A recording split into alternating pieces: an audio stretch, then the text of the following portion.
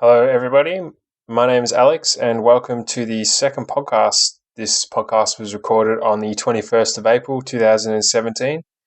My guest today is Dr. Liam Ward, a senior lecturer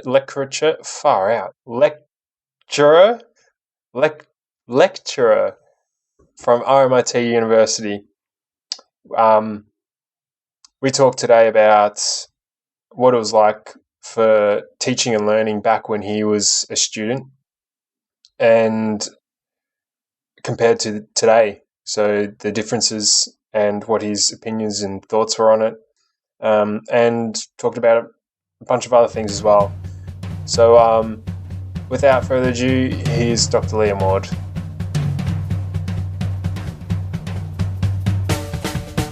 Righto, so thanks for joining me again. No For the problem. second time. Last week I somehow managed to botch the recording and record 2 seconds of me going, yeah, it's not too bad. And then it completely stopped. Well, hopefully it might be a bit longer this time. Oh, hopefully. I think it's going now, so it's good. Yeah, that's good. So last week we talked about your experiences through going through education from, I think it was high school we started at, and then went up to pretty much. university. Yeah. You explained just how different it was, and I think a lot of people don't realise how much it's changed over the years since then. So you went to uni, and then there wasn't any lecture notes. All the teacher did was write up on the blackboard. Yeah, so in my university days as an undergraduate student, which was between 1979 and 1982, everything was put up on the blackboard. There was generally a prescribed text, and there was no handouts. I don't recall any handouts, and they wrote on the board. In them days it was chalk, and you copied down what was there. You wrote the notes up yourself afterwards, and you had a textbook where they may say reference this is covered in this chapter or these few pages, and that was pretty much how you learn. There would have been past exam papers available for revision from memory. But yeah, there was no, because there's no electronic methods of communication in them days. It was pretty much a lecturer came in, sometimes locked the door so people coming in late couldn't come in, and they just lectured at the front and talked to the board, and you just made the notes and wrote down. Yeah. So a lot of kids these days probably wouldn't have, a lot of students, I shouldn't say kids, these days are probably wouldn't have experienced the time where there was no PowerPoint or Blackboard or anything that is online. How much harder was it back then compared to now, do you think? Was it harder, or was it just different? It's different because it's what you're used to. At that time you couldn't conceive that there was ever any concept of how far the communications would go. You don't realise it. It's you look at some of the old sci-fi programs, and some of them are touching on reality now. The old ones from the 1950s and 60s and 1970s, and what was predicted then, it does come true. But yeah, we wouldn't predict then what level it would go to. But you don't really think about it, because being in the academic career for quite a few years, I've seen the transitions gradually, as I explained last time, and what facilities people use and how it develops over periods of time. Whether it's any harder, I would say it's different, because it's what you're used to. I think nowadays certainly some aspects are easier in terms of the availability of information. You can just at the fingertips, you can just do a search using Google or whatever, and within a few minutes you've got access to any of that information from anywhere in the world. Yeah. You never had that before. You would have to go to a library, you would have to look for a textbook, you'd have to go through the catalogue and the referencing, find the appropriate textbooks or journal papers. Some information used to be available on microfiche, which is it's like, I know what that like is. a negative, and you have to put it under a scanner, and you have to view through it, and it magnifies it, and you go through, look for information there. It was more time consuming obtaining information, but taking that aside, there probably wasn't the amount of information what was available which you have to sift through. So the technology, the availability of of technology and resources, the availability of information nowadays complicates matters further. Because that information is available, I think there's higher expectations on what to do with that information, and how to present that information. And the fact that everybody can access that information, there's more of a focus on should be better, extracting information from that, condensing it and critically analysing it, which wasn't probably the case when I was an undergraduate student. It was more, if you had the information, you could just present it. Nowadays there's a stronger focus on things like plagiarism. We'd never really encountered that as an undergraduate, never heard of it. I'm sure it was always about, but it was never something which was ever mentioned as an undergraduate. So there's no...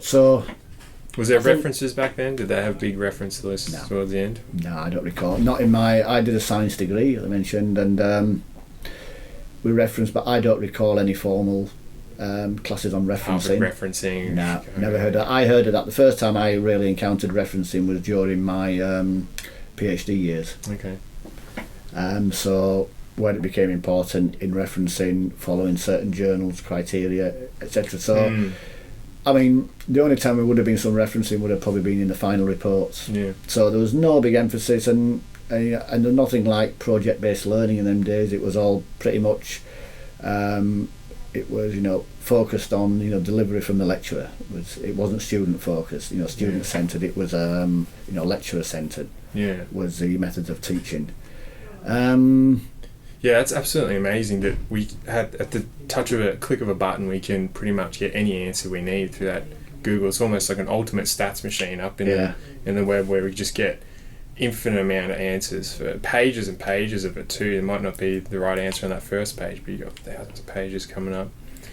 So does that, to me, it seems like that it's almost going to be a different engineer coming out of their degree.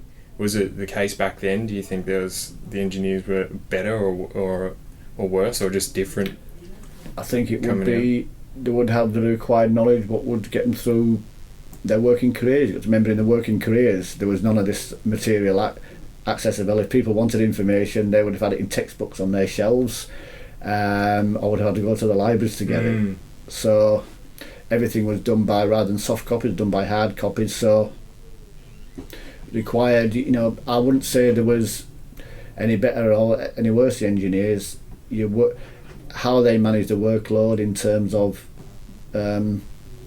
depending on what positions they were in, that has changed over years, and so it was, I think they were matched up fairly closely, no different from today. Expectations are different for what you generated, what you learned within the university, and then how that was translated into what's required in the workforce. I don't think there's any different then, because expectations in the workforce were different in them days and nowadays. I think nowadays there's more flexibility in the hours, but at the same time there's much more expectations in terms of multitasking, doing various duties. I think there's a lot more onus on that, because there's some efficiencies. There's an increase in efficiency in some aspects, but all that does, that opens up the doors in order, in a working career, what does somebody then do in terms of their man hours into something. If they're saving time, for example, if they're having to do search for information and they find that they can actually get that information in a much shorter period than they may have had to do 30 years ago, all that opens up is that makes their job description much more broader. Their duties have increased possibly as a result of that. Interesting, yeah. So you did consultancy work. I have done consultancy work. You've done consultancy work, and that was while you were learning, studying? Mainly afterwards. Most of my consulting work I've done was actually in careers as consulting prior to going into I suppose lecturing here. It's occupation outside of the lecturing duties what I've conducted at RMIT. I would say a lot of my consulting work I've done it through RMIT, particularly in the early days. So most of my consultation was done in a postdoctoral position, which was a little bit in the UK in the late 80s, quite a bit during the 90s at South Australia, and in the early days at RMIT. and probably some from time to time, maybe one consulting job a year I might do, or one every 2 years now. So, and I've also worked outside of the my duties here at RMIT, in other occupations, worked in consultation for oil and gas. Oh, okay. Yeah. Do you get paid for that? Do you get money? Yeah. Oh, you do. So it's it's paid consulting within RMIT. When you're doing consulting through RMIT, you're not paid any extra money for that. You still get the wage of RMIT. How it used to work out was when you did consulting through RMIT, it depends what strategies you had, because you're paid by RMIT. Therefore, you're not taking any additional monies for that. That's covered under your normal working requirements. Your job description. That you participate in your teaching and learning, you participate in research, participate in consulting, industry activities. So doing that through RMIT, you wouldn't receive any payment. But what might be done is, depending upon the agreements, which changes from time to time within various schools or discipline departments.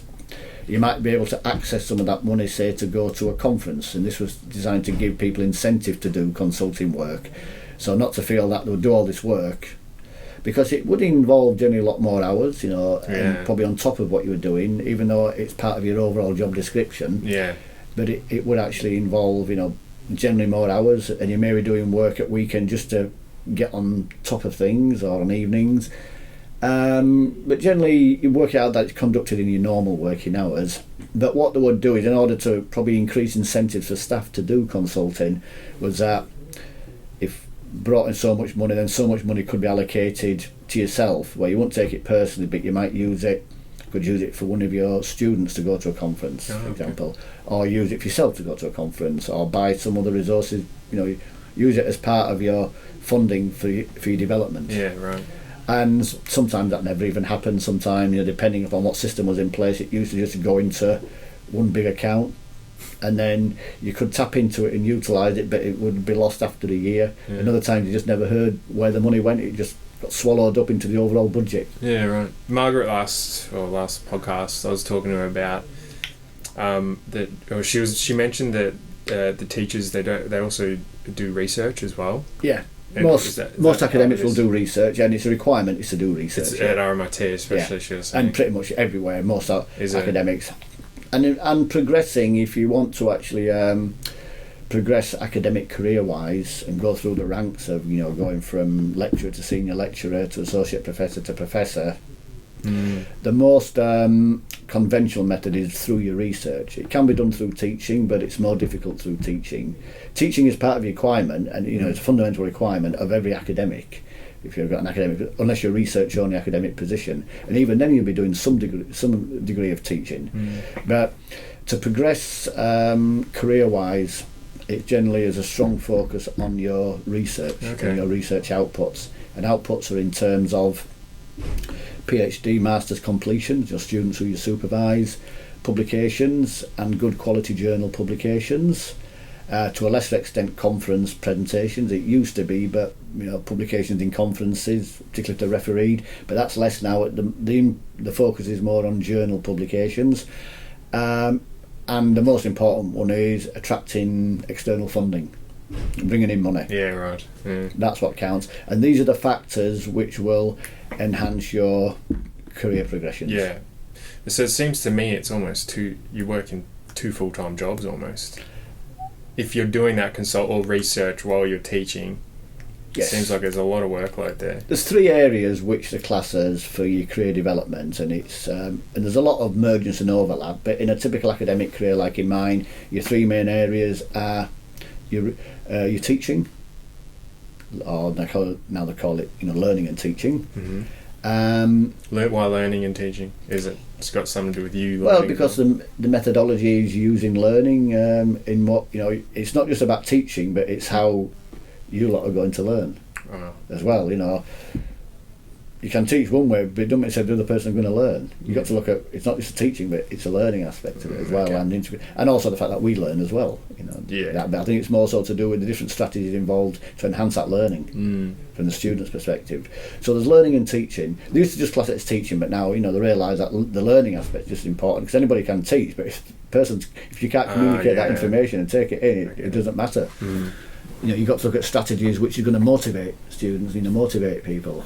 Well, yeah, that seems like a really hard task. And so you've got three areas. You've got, they're all part of your overall large job description, which involves learning and teaching, research, and then what I call administration, which sort of boards on to leadership, depending on how it's done. If the leadership, where you take initiatives, run meetings, etc., do certain aspects which is classed as leadership roles, or general, what I call administrative duties, and a lot of admin will be associated with the teaching side of things. So there's that, and depending upon your job description and what you're doing, there'll be the allocation, but the breakdown of it may differ. Some staff members may be research only, some are more focused on the research and do less amount of teaching, while others may be more teaching focused and do less amount of research. Okay. So what made you become a teacher then? So you were researching and then it's a good you sort of come into teaching, right? Yeah, and I think the simple answer to that one is, I'll explain on it a bit more, but the simple answer to that was probably job security. That's probably what it boils down to in the early days. As to why I stayed in that for longer is another reason, but the reason probably why I went into it, because before I was actually, my full-time, I suppose, a permanent academic position was at RMIT, where it's classed as a lecturer position, whether it's a senior lecturer, lecturer B, different levels. It was a lecturer position. Before that, I was tending to be research and doing postdoctoral positions. I was doing some teaching while I was in them positions, but they were predominantly funded from research grants at various institutes, and prior to that was my PhD, where I was actually employed by the university as a research assistant, but he did a PhD doing it. So that was in Newcastle. So between about 86 and 96, that 10-year period, was my PhD postdoctoral periods, and when I was in the initial 4 to 5 years at University of South Australia, they were predominantly research positioned. I was doing teaching, but predominantly research. But it was all contract. You're on 2-year contract, year contract, 6 months contract. Okay. I think I was on pretty much on a year-to-year contract, and it becomes, at what point do you need some job security? Particularly if you've got a family, a young family at the time, you need something a little bit more than going from year to year. Some people like the aspect of working year to year. In some areas, like in the IT area, contract work was quite common, where people would just go from year to year contracts, and they would go from IBM to Telstra and back to IBM, because of the work available in some areas. They wouldn't have a problem getting a contract. But when you start in certain areas which are niche areas in academia, then you start to think about the job security, and the lecturing is one of the ways to provide that, or provide more of a job security than contract work would. Yeah, right. Contract work has got some benefits to it, because at least when your contract is there, and as long as you honour that contract, you can move on to something different. So that was probably the main reason why I applied for a lecturing position and took it on, was because it was a little bit more job security compared to contract research, where grants were becoming harder to get, and so your funding depended upon on the money you brought in from the grants to a certain extent, and then you tie that up with doing some teaching to justify it. And there's always that worry that, will I have a job in a year's time, 6 months' time, 2 years' time? So that was probably the main reason why I went into the lecturing area, was mainly because of the job security that it provided, the position provided. And while it's initially is 3 years, it was initially a 3-year contract, but then goes ongoing after that. Okay. So they become ongoing positions after that. Was back in them days. It was, you're basically on like a review period for 3 years, and then it goes to ongoing after that, which means permanent. Yes. So tenured used to be the old term they used to use for that position. When did you start teaching? What year was that? RMIT here was full time, actually, as in the position description of lecturer. Well, that was in 96, 1996. So it's 21 years ago. 21 years. Yeah, but I was teaching before that at University of South Australia. I was involved in delivering classes then, which helped me attain the role here, having some prior knowledge of teaching and lecturing experience. And most people who do it would have had some experience. from way back as people who are doing PhDs might involve in tutoring classes, may involve in demonstrating in laboratories, involved in marking, may even become involved in actually lecturing some courses. Generally more the other three, the tutoring and demonstrating is what they're more involved in. So they've already got some experience, and then they might do some casual teaching after they finish or while they're doing it. And all this will help build up their profile, which will hopefully enable them to get an academic career if that's what they desire, if that's what a person's after. So you're originally from, what was it, north of Ireland, was it? No, north of England. North of England. Yeah, I grew up in the north of England. Actually, north of England. Yeah. And you studied in Newcastle? No, I grew up in the north of England, a place called Leeds. So it's in Yorkshire. Where's your accent from? Is that from Leeds? It's Yorkshire accent, yeah. Is it really? Yeah, it's a Leeds accent. Oh, no way. Yeah, originally from Irish background originally, but spent most of my growing up period, the majority of it was spent actually in Leeds. Oh, yeah. And so from there up till about the age of 18. Then I moved to the south of England, southeast of England, which was a place called Kent, at Canterbury. Okay. And that's where I did my first degree, which was at Kent University. Is that near London? Close to London, it's about 50, probably about 70 or 80 kilometres from London. Okay. About 50 miles, southeast. Southeast. So London is southeast. Right, London's southeast, but if you imagine going a bit further southeast from that. Further, okay. Yeah, and that's where Kent is. It's a bit that side. If you look at a map of where London is, that region to the right hand side, the bottom right hand corner, is basically all of Kent area. And that's where I actually lived and studied. I lived down there for about 8 years and studied down there. Oh wow, that's a long time. Did you study with? Were you there with family? Yeah, it was a nice area, and I said that's when I did my degree, was at University of Kent at Canterbury. Yeah. Then, and I said that's when it comes back to my traditional methods of learning then, which was very traditional, chalk on the board, having to read through your notes, read through textbooks. And then I went, after working for a few years, I then moved back up to the north of England, to Newcastle, and that's where I did my PhD. Okay. Right. And then after Newcastle, I then moved. I moved out to Australia. About 91. Yeah, right. What made you move to Australia? So far away. Yeah, I was offered a job. Huge. So it's be a good incentive. Well, did you apply for a job in Australia, or did you just get the job? No, the first one was my old one of my original supervisors from my PhD who'd moved out to Australia 2 years earlier, and wanted me to come and join him. Okay. And he was building up his own group there. There were three of us actually who all worked together in Newcastle, ended up working together in Adelaide. Yeah. Yeah, right. So how did he convince you? Was it the money, or was that all how he convinced you? No, the money actually wasn't that brilliant. It wasn't the money what attracted me to that. It was actually, again, it was a challenge of moving to the other side of the world, and the challenge of doing something in my area, because I was brought out to actually work on an area which I did my PhD in, and one aspect of it which was on coatings, and to develop this coating technology over in Australia. That was the idea. So that was the main reason why I came, was a challenge. I'd also, done my PhD, and then I'd done a postdoctoral position at Newcastle, and thinking maybe it's time to move on. Do you stay there and look for a permanent career there, or do I move on? And I'd looked at other positions because I knew that postdoc position was coming up. I wanted to move on. I knew it was time for a change. I'd looked at a job in Limerick in Ireland at the time, and there's one or two positions what I looked at, but then I was offered doing that in Australia, and I could have probably stayed in Newcastle if need be. I would have, but I'd have been on contract. But then I was offered originally a 2-year position, which went to about 5 years, and then I got the position in RMIT. So that's what attracted me out there initially, was being offered a position, a research position, and coming out to it was the offer of what I was actually going to do was made it quite challenging, of doing that, and exciting, and setting something up. And the idea was to actually take it from a development stage to a semi-commercial stage. That was the idea. Okay. We actually didn't achieve the semi-commercial stage. It was a lot harder than we thought, but that's what our aim was. Yeah, right. We were to develop coating unit in my area, what's called physical vapour deposition coatings, which I did a lot of research in, and looking at the properties of these coatings, mainly for the tooling industry. And we're funded by a government grant, which was also sponsored by a large number of companies.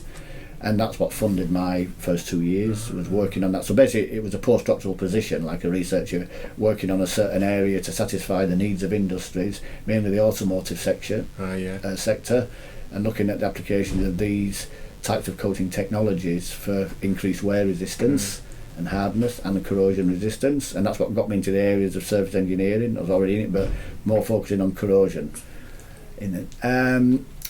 So that was the reason why I actually ended up coming out to Australia. Yeah. So those people that are looking to travel like you did, go overseas to start work, maybe in a different country, is there any sort of advice you can give them? Or yeah, do it. Just do it. Do it. It's great. Get a bit of experience, go out there, see a bit of the world. There's a lot to see out there. There's a lot of places to see. There's a lot of similarities in places, and there's a lot of differences depending where you go. The differences may be quite large, cultural differences, or they may be quite small. Between the UK and Australia, there's differences, but the little differences. Drive on the same side of the road, speak the same language, got the same attitudes to life in some respect. There's a lot of what I call subtle differences, but not the same as if you go into a non-English speaking country where they've got a totally different culture and way of life. Maybe stronger religion as well. It might be hard. It will be harder to integrate yourself, and what may be less multicultural focused. Because Australia is fairly multicultural. Melbourne very much so, same as a lot of areas in the UK as well. So it's easier to integrate in these types of countries, going across. What was it like moving from England away from your family, though, halfway across the other side of the world? Yeah, it's a good point. Do you go back? Do you see them? I've been back a few times, yeah. Yeah, I've been back a few times. Been back quite a bit. Yeah. Probably in the first 10 years, I went back about every year, probably sometimes twice a year I was back there, because I tried to tie it in going back for conferences and presenting papers, and I did have family back there. I've still got family back there even now. We just got one brother and his family left over there. And I still keep contact with people over there in the UK. Yeah, it was hard leaving because it's exciting in some way because you're starting off a new life, and you've always got the option to go back. But that option never presented itself to me while I was in Australia. I never felt the option. I never felt the need to go back overseas. Australia was my home. Yeah. It became my home very quickly. And has been now for 26 years, I think, about 26 years now. So yes, Australia is, it's no longer England's the place where it's a home. And, you do lose contact with people, and you've got to try and maintain that contact, and it can be hard leaving families, particularly parents, and as they become elderly, and you have less and less contact with them. But even in England, I probably didn't have as much contact. I'd moved away at 18 and only went back regularly, 3 times a year, and even less, twice a year maybe, outside of the university. So it wasn't like it was you're spending day to day with the family. I'd made that break from the family at the time then, and until you develop your own, have your own family, and so all it meant was that rather than being 1 or 2 hours drive away, you're 24 hours flight away from them. Not too much difference, but just a bit more, slightly more. Just a little bit. The distance is a bit bigger than it was before.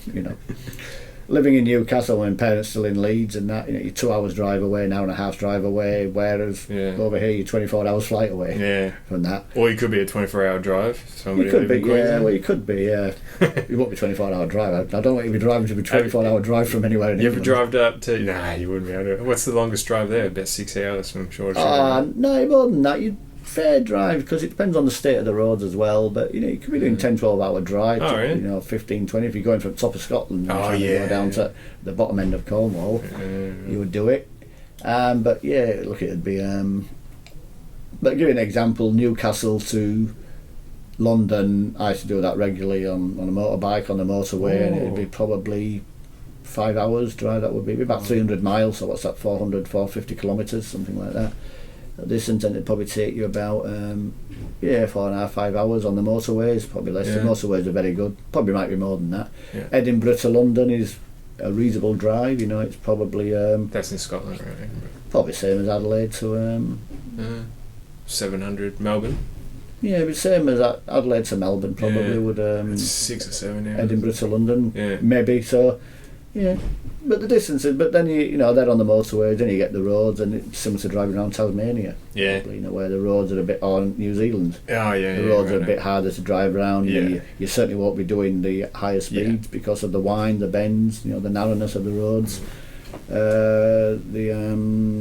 I suppose, how the condition of the roads is also important as well. Yeah. Most of them are pretty good in the UK. Yeah, right. But the smaller places, they'll be smaller, but just like here. Yeah. So, yeah. So you rode back to Newcastle, London on a motorbike? Yeah, I used to ride, Right. What did you ride? Then I used to have all old British bikes. I had Triumphs and BSAs. The old Triumph. I had an XJ650 Yamaha.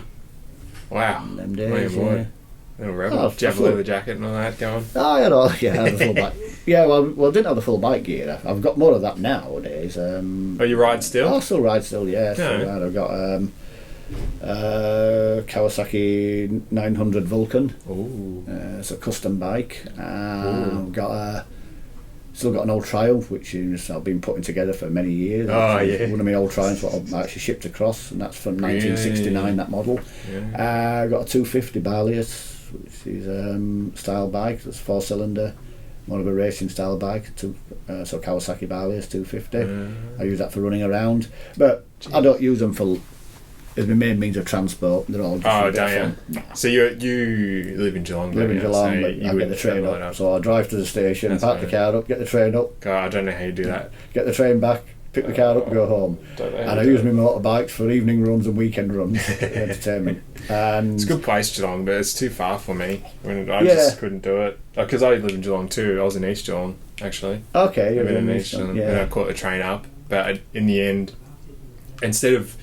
I'd try to treat it as a homework platform, so I could do my homework, almost 2 hours, almost 3 hours sometimes doing homework. But I just ended up falling asleep on the train. Couldn't do it. It's too comfortable. I've been doing it for about 13 years, 14 years. Wow, 13 years of travel. And I'm in a routine. I can actually get I do a lot of work on the morning on the train. Oh, so I get a lot done on the morning.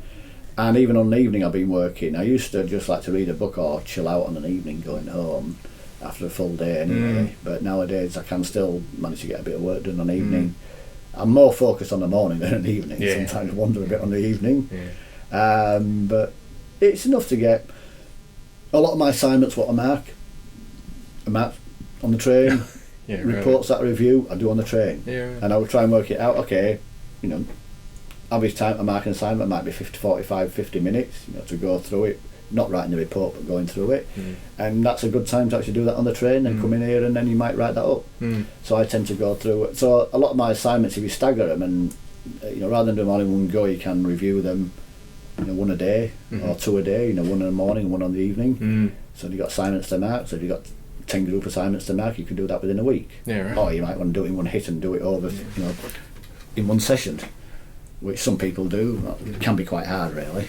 I've been recently listening to podcasts, actually. On the Sorry, train now. I've been listening to podcasts on the train now. Oh, actually, yes. Because I still go down there to see Dad and stuff. And look, parents. It's a great way. You can use that with all the technology available. You can watch the videos, you can learn. You don't have to be reading books or things. You can listen to things, view videos, and do that while on the train when doing it. Public transport has got some good advantages. I don't mind it. Because all the time that you're driving or riding, you're tied up. It's very hard to do anything. Yeah, there's an hour there of just not able to do a single thing. It's dead time, basically. Yeah, you're right. It's dead time, and if you're looking at utilising your time to the optimum, there are things which some people will actually take into consideration, like staff members, 1 or 2 staff I know, don't want to live within walking distance of their place. They've made that. One of the staff members here who joined environmental engineering, when I say recently, in the past few years, made a point of living nearby, and he said him and his wife have always lived near where they work so that they can actually walk because there's so much lost time in travelling. They wanted to be close to where they actually worked. Yeah, that's a good idea. And that was a good priority. And when you think about it, it's probably not a bad way because getting a bit of exercise. Well, if you're just within walking distance, it makes it so much easier getting to work compared to if you're actually having to travel. And the public transport is not bad, but if you had to drive it from Geelong, no, I couldn't. well, as you know yourself, parking is a nightmare. Parking's a nightmare, and the cost of it. Yeah. The public transport is much cheaper than the cost. But I've actually driven. When I've driven up here, the few times I've had to drive up to avoid the traffic and the bottleneck at the Westgate Bridge, and anywhere entering the Westgate Bridge, you have to leave at Geelong at 5:30 in the morning to avoid it. Jeez. Any time after that, you will hit the traffic at peak hour, 6:15 to start hitting peak hour traffic, which is all filtering. You're being funneled over the Westgate Bridge there. Well, Liam, that's about 34 minutes. Have you got any more questions on your sheet there you want to ask? Well, I think that's pretty good. Yeah, I think I've got through everything. I saw on your profile that you worked for did some consultancy work for CSIRO. And I thought that might be an ANSTO. ANSTO, yeah. I've done a lot of work with the government bodies for some reason. I'm currently working with CSIRO now. Oh. Working on and actually a couple of the final year research projects which I'm running. 3 of our 48 students are actually doing their projects at CSIRO at the moment. Yeah. I'm working in areas that looking at one of the projects is use of what's called quantum dots. It's quite a new technique, and they're using it for looking at onset of corrosion. It can pick up when just the onset, when you won't even detect it with other means. This method can detect it. So if there's only just slight changes in behaviour. Wow. And it's been used for looking at very isolated attack of the aluminium alloys and see where corrosion initiates at defects in these alloys, what used in the aircraft industry. And so is that general corrosion, or is that crevice? This would be this would be more very localised corrosion. This would be things like pitting corrosion, and what starts it off. Even at grain boundaries, or is it some of these defects? These precipitates what form in the aluminium alloys because of the defects what are present. There's impurities present there. What else? So this is an aircraft, and there's the winds going over it. Yeah, so this would be. Don't really know. This would be used in. This is just a technique, but what they look at to understand the mechanisms of corrosion. But there's one area we're working with. Another one is looking at development of rapid screening of inhibitors, what they use, and development of new inhibitors. I've worked with in the past with DSTO, Defence Science Technology Organisation. And we've looked there. That was in their corrosion division. They're based down at Fisherman's Bend. CSIRO is based out at Clayton at Monash, the area which I work with. There's one in Geelong too, isn't there? Yeah, there is one in Geelong. Yeah.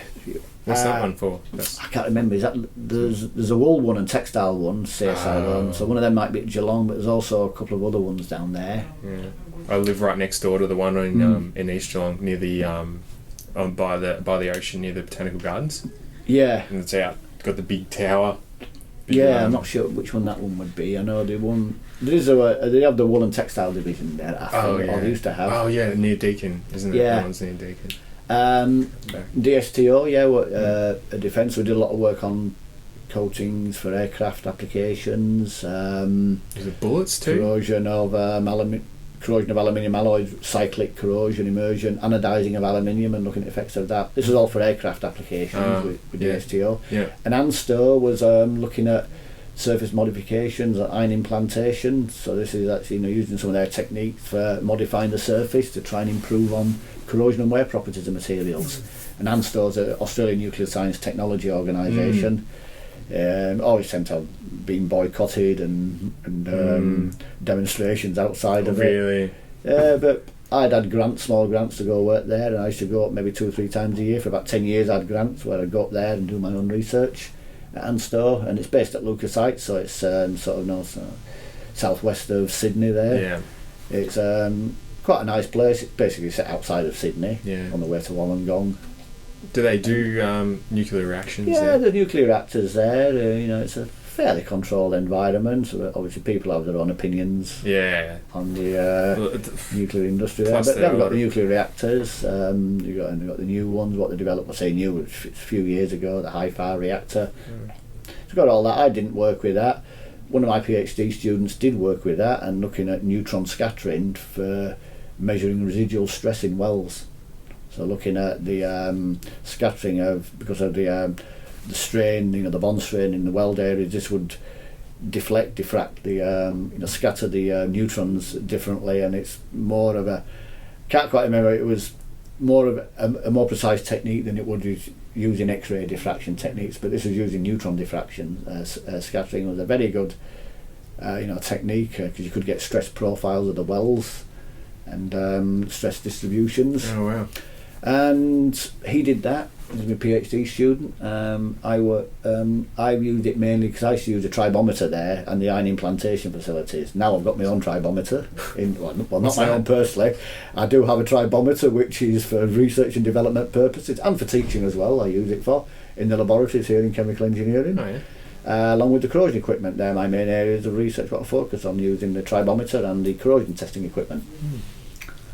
And there was one that was really specific: corrosion of bullets when exposed to conditions at the bottom of the Yarra River. Oh yeah, that was Was that a murder or something? Yes, that was. Can't tell you too much on that, but that was a case which I was involved in with homicide. Oh wow! Back in the 1990s. Yeah, wow. Back in the mid 90s, and it was involved in a case where bullets were found in the River Yarra. Yeah. And it was for the public prosecution.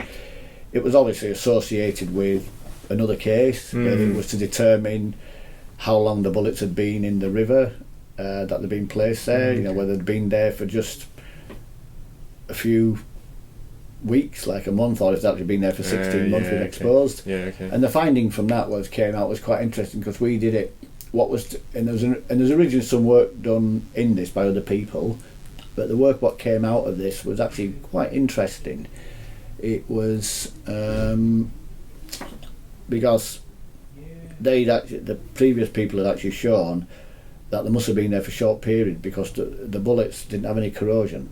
They couldn't have been there any. They must have been there just for a short period, because any longer periods would have corroded more and shown more dezingification. Particularly at the join between the cartridge and the bullet. But what we showed was when they sink below the mud level, which these apparently had done, then they're basically protected from corrosion, because you're removing the oxygen reduction cathodic reaction. So when they were below the mud level, we accelerated conditions which equated to 16 months, a year and a half exposure, still with no corrosion, whereas above the mud level they'd corroded. Oh, wow. So that was the main finding from that report. So that was interesting. That was, like I said, that was for Department of Public Prosecution. Okay. Yeah. Did that report and that was done through RMIT, through a colleague of mine who worked in electronics department. But there's a what we call MMTC materials. Microelectronics and Materials Technology Centre at the time, and it's still going in some form now, and he worked for them and did a lot of consulting, and he was originally a metallurgist, and I just joined the metallurgy department here at RMIT, and I used to bring me into some of his consulting activities, and there's quite a few other ones which we did. Failure of radiators, air conditioning systems in cars in 4-wheel drives going across the Simpson Desert, and why they'd failed, and that was because of pitting corrosion. And I've done work on bearings, failure of bearings in agricultural equipment. So there's been a whole range of different areas what I've actually looked at myself. Signs in the botanic gardens, spray paint, other signs on the Met trains. There was some work I did with that one, which is the same as the botanic gardens, getting blistering under the paintwork because of exposure to the atmosphere. There's a whole range. I've done ones, companies, corrosion of overhead transmission lines, and the company involved there was we've detected levels of fluoride. There was probably fluoride being given off in the fumes, so they weren't being vented properly. So there's a whole range of consulting work that I've done over my time. Seems like there's a very big range of scenarios you can go into. For and I've been mainly involved in the corrosion side. I've always looked at the corrosion side. A recent one I've just done was actually looking at corrosion of the ball valve system, and actually we did some tests and we simulated the environment to actually what was experienced in the ball valve, because we wanted to replicate the evaporation and condensation of any water what's in there, because it would evaporate but then it would condense again, so hence you get this constant evaporation condensation, so hence you're getting all the condensation on the side. So if you've got some residual water left in the valve from the hydro test, you might not think it may appear to be quite minimal, but that itself, once it evaporates and goes everywhere, stays there and and while the ball itself and the seats are actually high level stainless steels, or duplex stainless steels, I think the main body of the valve is made from a carbon steel, and this would corrode quite significantly. So we accelerated some. So we did some tests to simulate the conditions, and it was quite interesting. Got some very nice pictures of quite extensive corrosion on our samples. We should bring it in next class for. Yeah, maybe not that one. I would like to talk about it. I just I don't know if that one's actually been finalised yet. That bit of work in terms of the lawsuits, what's ongoing with that one. So probably can't talk too much about that one at the moment. Did that murder get solved for your findings? Yeah, look, it all sorted itself out back in the 90s. Yeah. As you can imagine, it was at the peak of the underworld, type things at the time. Cool. Yeah. Well, thank you very much, Liam. I think we'll close it up now. Have you got much on for? No, I've got nothing more to say. Unless you've got any more questions. Nah, that's it. I think we've had a good conversation. I won't go too long because people might get a bit. Might be too long for people to listen to, but thank you very much for doing this again. Okay. For the first time I stuffed it up, but the second time that's all right. I think it's worked out pretty well. So I've really enjoyed this conversation. All right, guys, that's it. Thanks for tuning in. Hope you enjoyed it. I'd like to thank the AV Loans for the microphone we used, and Liam for producing the room that we had. I also like to thank Liam for being my guest this week, and we had a good conversation. It almost went better the second time, so that was really nice. Alright guys, thanks for listening. Catch you later.